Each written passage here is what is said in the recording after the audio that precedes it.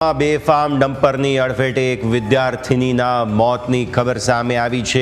જુહી નડિયાપરા નામની 20 વર્ષની આશાસ્પદ યુવતીનું મૃત્યુ થઈ ગયું।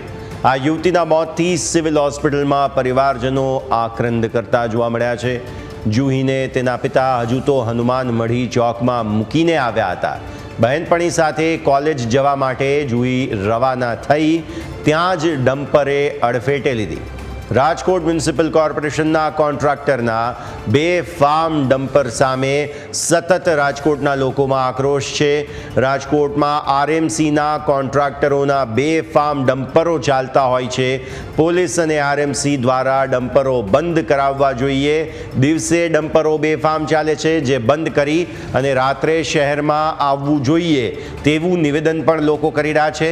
તેમણે કહ્યું કે અકસ્માત કરનારું જે ડમ્પર છે તે આરટીઓમાં ધીરજબા જયપાલસિંહ ગોહિલના નામે રજીસ્ટર છે। સમગ્ર બનાવને લઈને ગાંધીગ્રામ પોલીસે વધુ તપાસ હાથ ધરી છે અને અકસ્માત બાદ ડમ્પર ચાલક અત્યારે ફિલહાલ ફરાર જાણવા મળ્યો છે। સંવાદદાતા ઋષિ ફોનલાઈન પર આપણી સાથે।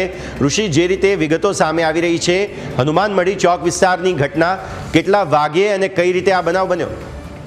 આશરે 2 કલાક પહેલા જે ઘટના બની છે, હનુમાન મઢી ચોક આગળ એક પિતા એની પુત્રીને કોલેજ જવા માટે ત્યાં મૂકવા આવ્યા હતા, કારણ કે તેની બેનપણી સાથે તે હનુમાન મઢી ચોકમાં તેમના વ્હીકલમાં જવાની હતી। પરંતુ આ કાળમુખા ડમ્પરે હનુમાન મઢી ચોકમાં જ આ વિદ્યાર્થીને અડફેટે લીધી અને જુહી નડિયાપરા નામની 20 વર્ષીય યુવતીનું કરુણ મૃત્યુ થયું છે। હાલ તો અત્યારે પરિવારજનોમાં આક્રંદ છે, પરંતુ આરએમસીના કોન્ટ્રાક્ટરોના આ બેફામ ડમ્પર ચાલકો જે છે તેની ઉપર લગામ કોઈ મૂકતું નથી।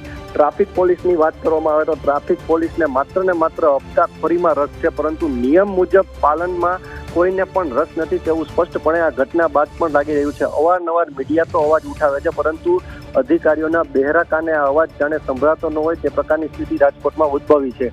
ડમ્પરની વાત કરવામાં આવે તો ડમ્પર બેફામ આવતું હતું અને યુવતીને કચડી નાખી, અને જે રીતે પરિવારમાં જે આશાસ્પદ યુવતીનું કરુણ મૃત્યુ થયું છે, આક્રંદ ખૂબ જ છે અને એક માંગ કરી રહ્યા છે કે સખ્તમાં સખ્ત સજા આ ડ્રાઈવરને થવી જોઈએ અને સાથે જે એજન્સી માલિક હોય એજન્સી માલિક ઉપર પણ એફઆઈઆર થવી જોઈએ। હાલ તો અત્યારે ડમ્પર ચાલક ફરાર છે અને ગાંધીગ્રામ પોલીસે વધુ તપાસ હાથ ધરી છે। જી બિલકુલ, ખૂબ ખૂબ આભાર આપનો અમારા સાથે જોડાવા માટે।